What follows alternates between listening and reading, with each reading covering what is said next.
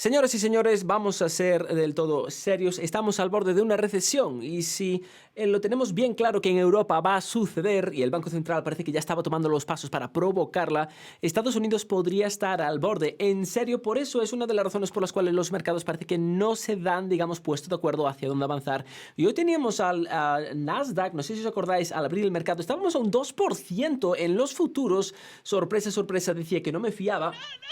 Ahí nos vamos, cayendo más de un 1%, estamos intentando recuperar, pero de nuevo no me fío. Efectivamente, en este vídeo vamos a hablar de qué está pasando, qué va a pasar con esto de la recesión, de la inflación, etcétera, etcétera. Pero casi más importante, dos estrategias para comprar acciones, para protegernos y por qué efectivamente nos interesan estas acciones.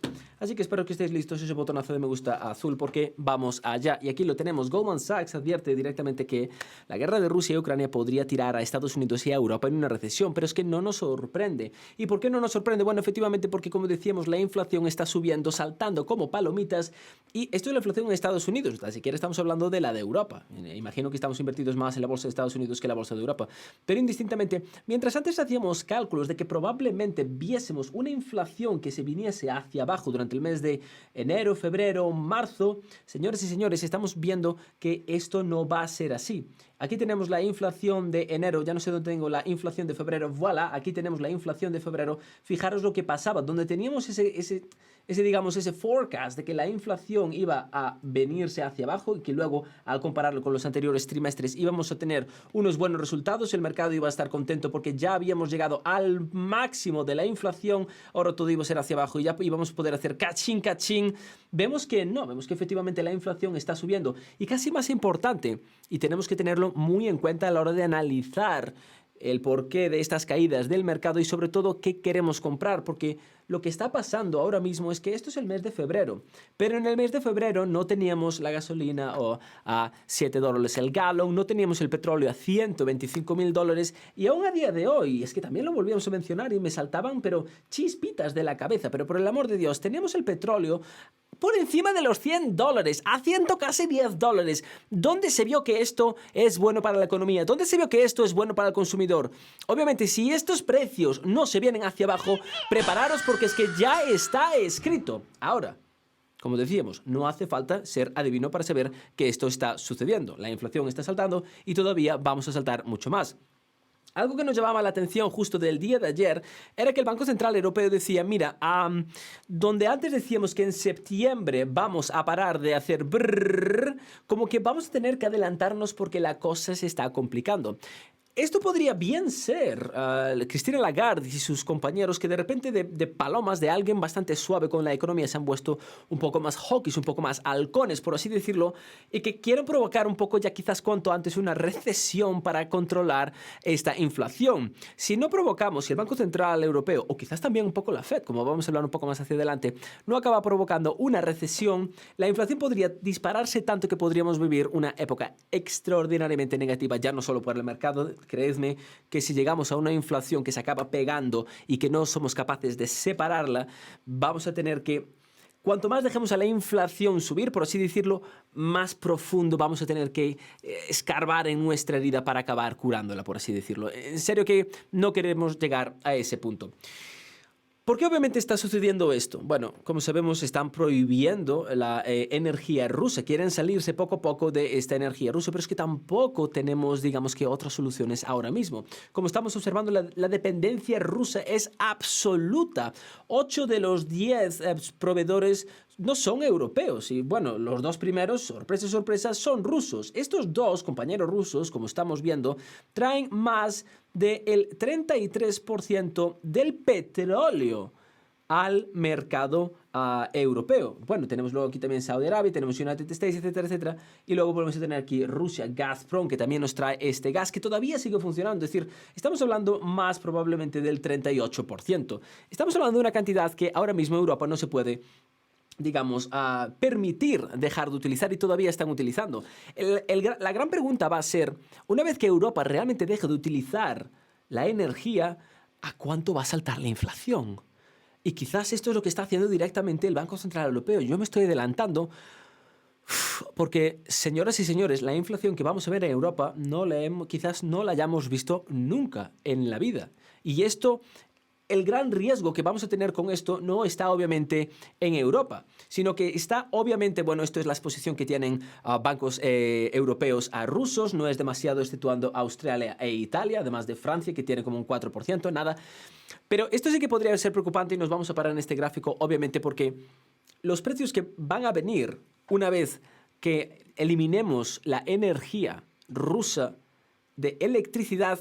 Yo no sé si hemos visto, no lo tengo aquí ahora conmigo, pero tenemos visto que durante estos días varios ministros y tal están diciendo hay que bajar 1 grado a todas las calefacciones para dejar de utilizar tanto. ¿Qué tipo de economía, y todavía no ha llegado, qué tipo de economía estamos avanzando hacia y cómo va a evolucionar? El caso es que, como decíamos, el Banco Central Europeo, en mi opinión, ya está, digamos, adelantándose e intentando provocar una recesión para hacer que la inflación simplemente se venga hacia abajo. Porque es que la inflación que va a venir va a ser tremendísimamente alta con estos cortes de energía.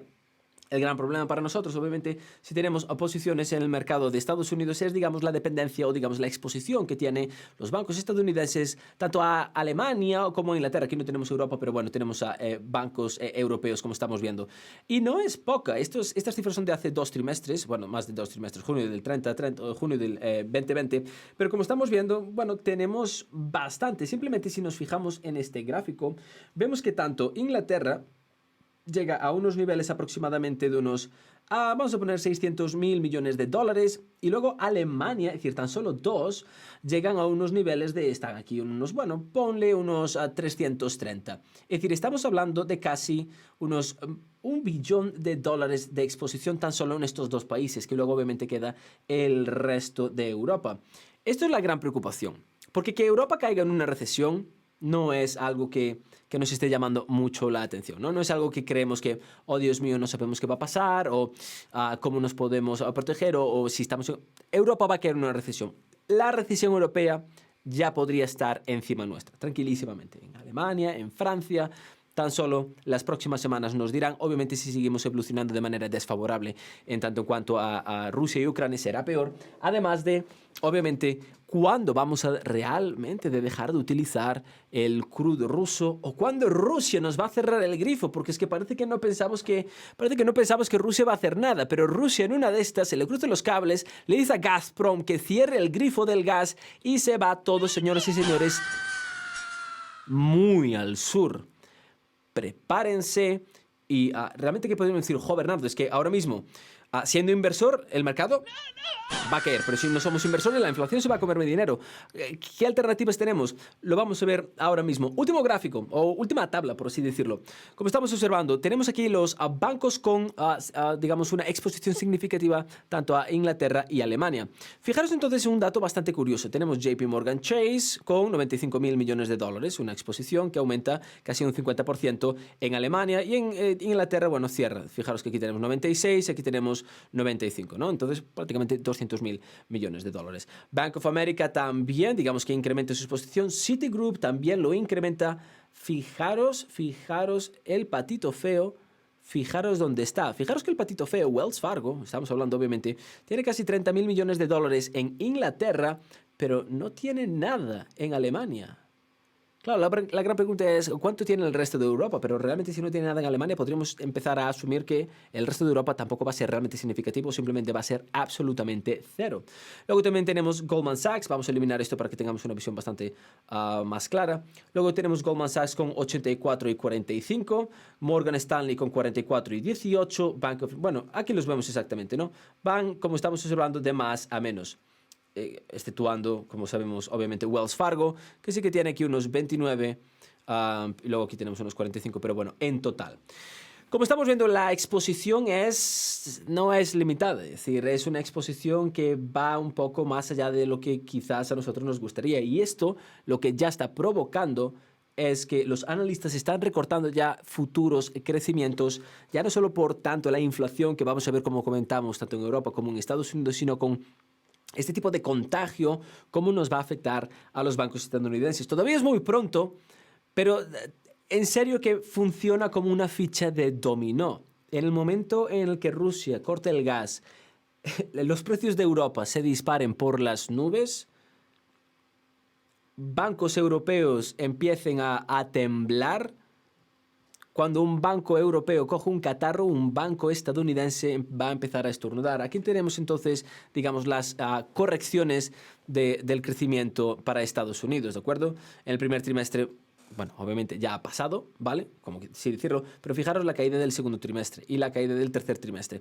Y obviamente cuanto más nos expandamos hacia el futuro, más grande será la pregunta, es decir, ¿realmente nos va a afectar tan solo en 30 puntos básicos en el tercer trimestre o 10 puntos básicos? Realmente. Pero entonces aquí mismo vamos a seguir teniendo problemas con Rusia y Ucrania. Vamos a tener ya la solución de qué vamos a utilizar en vez de utilizar energía rusa o qué vamos a hacer exactamente con la demanda energética que tenemos y la falta de oferta. Esto será, pero en serio, un tremendísimo problema, que los mercados poco a poco parece que se están ya no dando cuenta, pero sino poniendo dentro del precio de los mismos.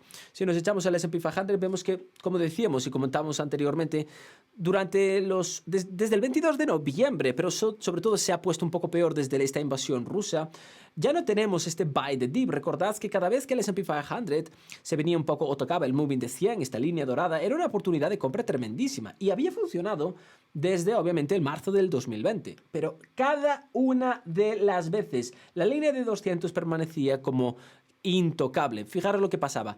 Aquí justo a principios de enero, bueno, mediados, finales de enero, catapum, chispum, rebotábamos, catapum, chispum. Esto ya no es un mercado donde estamos comprando el dip. Esto es un mercado donde estamos vendiendo el rally. Y esto es lo que está pasando. Recordad, hoy a la mañana el Nasdaq estaba viniéndose hacia arriba como si no hubiese mañana. Este es mi día, esta es mi romería. ¡Yay! ¡Oh! Tenemos un rally. Sell, sell, sell, sell, sell, sell, sell. Cachín, cachín, cachín. ¿Qué hacen los hedge funds, man? Se están saliendo porque hay una incertidumbre tremenda. La posibilidad de que Europa caiga en una recesión es casi del 100%. No hay nada al 100%, pero obviamente es casi del 100%. La posibilidad de que Estados Unidos caiga en una recesión es extraordinariamente elevada. Y entonces aquí la pregunta, Bernardo. Vale, o sea, tenemos inflación, así que no queremos tener cash. Pero luego digamos que tenemos una recesión que va a producir que los precios de los activos se vengan hacia abajo. Entonces, ¿qué hacemos? Bueno, la verdad es que vamos a poder hacer bastantes cosas. En lo que respecta a estrategias, hay dos principales a la hora de comprar acciones.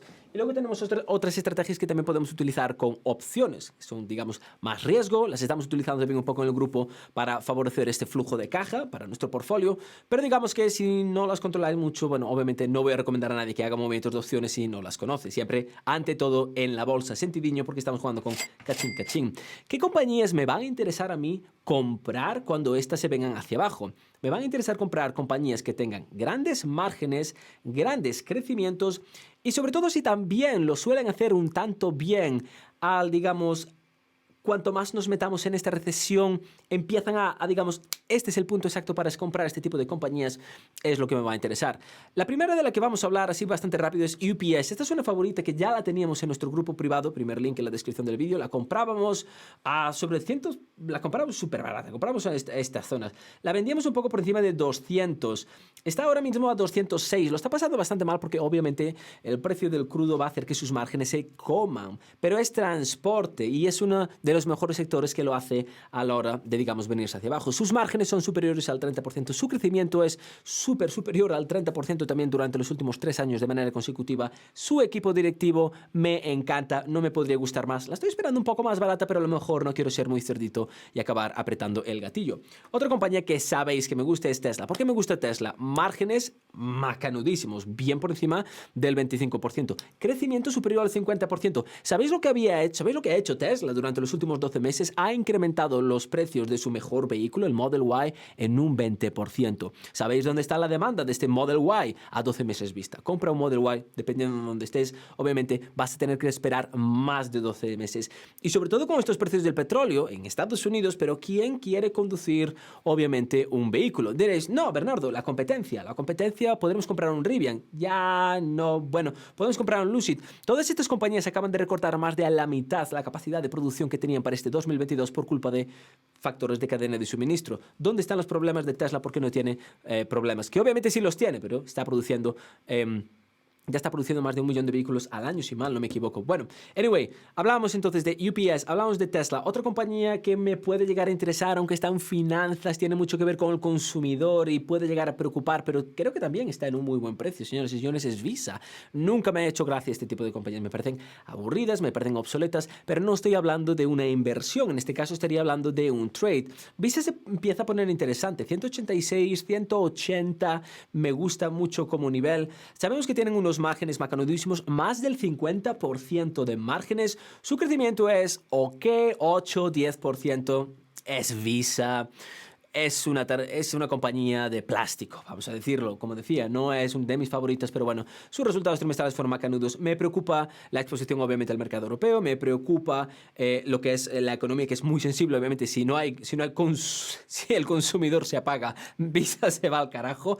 Pero por lo general, digamos que está en unos niveles muy interesantes y creo que ya tiene bastante price-in, por así decirlo, todo este pain que tenemos por parte de Rusia. Luego hablábamos de Wells Fargo, el patito feo, sigue siendo uno de mis bancos favoritos. Me gustaba. La comprábamos también en el grupo a no sé qué precio, la vendíamos a los 60, está por debajo de los 50. Hey, no sé si la tenéis. Veíamos también otra compañía que me encanta, crecimiento extraordinario, la nube on fire, stock split, Google, también Amazon, aunque está un poco cara. Estas estrategias, como estamos hablando, son estrategias de, bueno, hemos visto algunas que son más o menos cíclicas, otras que tienen un gran crecimiento, otras que lo tienden a hacer bien cuando salen de la recesión. Una estrategia obviamente más defensiva sería tirarse directamente a Dividend Kings, Dividend Aristocrats, Johnson & Johnson, Deere, súper interesante, la esperaría un poco más hacia abajo, JP Morgan, no, Procter & Gamble, pero sí quizás algún banco también me llegaría a interesar ahora mismo. Bueno, sabemos cuáles son AEX, es decir, compañías de utilities, Dominion, etcétera, etcétera, etcétera. Finalmente, y lo que comentábamos sobre las opciones, nosotros ahora mismo tenemos la posibilidad de realizar, digamos, dinero simplemente vendiendo opciones. Podemos vender calls, podemos vender puts, aunque esto siempre contrae cierto riesgo. ¿Qué pasa? De manera personal, por ejemplo, soy más partidario, obviamente, de vender un call que de vender un put. Y esto lo estamos haciendo en el grupo y estamos haciendo también ciertas estrategias que nos ayudan a estar invertidos en ciertas compañías sin la necesidad de poner ni tan siquiera $1 a trabajar y tan siquiera beneficiándonos. Si obviamente este trade viene hacia adelante bueno, si obviamente viene hacia atrás, también tenemos otras posibilidades. Pero bueno, en el caso de Apple, por ejemplo, que estamos descubriendo vamos a descubrir nuevos mínimos de 4 semanas o 8 semanas, como estamos observando. Si quiero vender un call, me esperaría a que la misma tuviese un día verde. ¿Dónde vendería un call de Apple? Vendería un call de Apple cuando tenga un 1,61%, por ejemplo, como tenemos aquí, ¿no? Que es más, no llegaba de 152, llegaba a 161. De hecho, ahora me estoy acordando, este mismo día comprábamos un call de Apple en el grupo y acabamos multiplicando nuestro dinero, no sé si por 3, por 4, por 5. Obviamente no salía muy bien. Este era el día en el que Biden decía que no se iba a meter en la guerra de Rusia y Ucrania. Nosotros lo cogíamos a tiempo, catapum, chispum, cachín, cachín, for you, for free, for guapa. En el momento entonces que la acción de Apple sigue subiendo, tenemos que darnos cuenta que los calls, es decir, las posiciones alcistas, por así decirlo, son más caras que las posiciones bajistas. Esto es simplemente porque, bueno, el mercado le está poniendo a Apple un momentum y esto, digamos, que se está pagando, vamos a decirlo así. Entonces, si nosotros podemos aprovechar estos momentos alcistas, estos días verdes, por así decirlo, para vender posiciones a 2 o 3 meses, realmente podríamos acabar haciendo bastante dinero a la hora de, digamos, bueno, protegernos contra estas volatilidades del mercado. ¿Por qué digo que me interesa más vender calls que vender puts? Porque si vendemos un call, por ejemplo, vendemos un call a $180, ¿no? A los casi máximos históricos de Apple. Si Apple llega a los 180, a lo mejor llega a los 185, 186 y nosotros tenemos este desfase de $6 por acción, ¿no? De 180 a 186 por 100, bueno, pues ahí tenemos esos $600 de desfase. Pero ¿cuál es el problema si, imaginaros que Rusia utiliza una bomba nuclear o, sabe Dios, que si Rusia hace alguna burrada? ¿Cuál es el problema? Claro, aquí si vendimos un call no pasa nada porque es que el mercado se la va a pegar tremendísimamente, ¿verdad? Pero ¿y qué pasa si vendimos un put? Claro, pues la acción, imaginaros que vendimos un put a 150 y la acción de Apple de repente cae hasta los 116. Aquí acabamos de tener $40 por acción multiplicado por 100, a no ser que lo vendamos antes de tiempo, vamos a tener ni más ni menos que $4.000 de posible pain. Por eso que, ya os digo, si no estáis o nunca habéis realizado movimientos de opciones, obviamente mejor no hacerlo, o investigar, mirar tutoriales, etcétera, etcétera. Y bueno, si os sentís un poco confiados, casi prefiero comprar, que lo único que estamos arriesgando es este premium, que efectivamente vender, que estamos recibiendo este premium, pero el riesgo obviamente suele ser mucho más grande cuando hay mucha más volatilidad. Si os interesa obviamente estos movimientos, si os interesa saber qué estoy haciendo de manera personal con un portfolio de casi $100.000, con estas caídas obviamente ya no es de $100.000, en tanto en cuanto comprar acciones, invertirlas, a realizar trades, a comprar calls, vender puts, realizar movimientos también de opciones, ver cómo podemos generar ingresos aún con estas volatilidades del mercado, asumiendo cierto grado de riesgo. Esto siempre lo vamos a tener que hacer. Tenéis el primer link de la descripción del vídeo para registraros en nuestro grupo privado Discord, donde, como os decía, cada vez que realizo un movimiento en este portfolio os lo dejo saber ipso factamente, además de explicándoos, bueno, cuál es la estrategia, cuál es la tesis de inversión, cuál es, digamos, el porqué de este movimiento, el precio objetivo, noticias diarias del mercado, resúmenes por mi parte, qué me está gustando, qué no me está gustando, me fío de esto, no me fío de aquello, qué me parece interesante, qué no me parece interesante. Me podéis preguntar también cualquier cosa, tenéis un acceso conmigo directo dentro del grupo, os contesto obviamente, y muchísimo más, todo dentro del primer link de la descripción del vídeo. Señores y señores, espero que hayan disfrutado, espero que estén listos para protegerse de manera personal. No estoy muy bullish con el mercado y cada vez menos.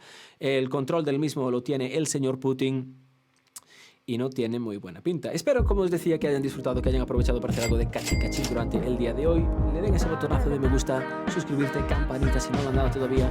Y como siempre, ya lo saben, nos vemos en el próximo vídeo.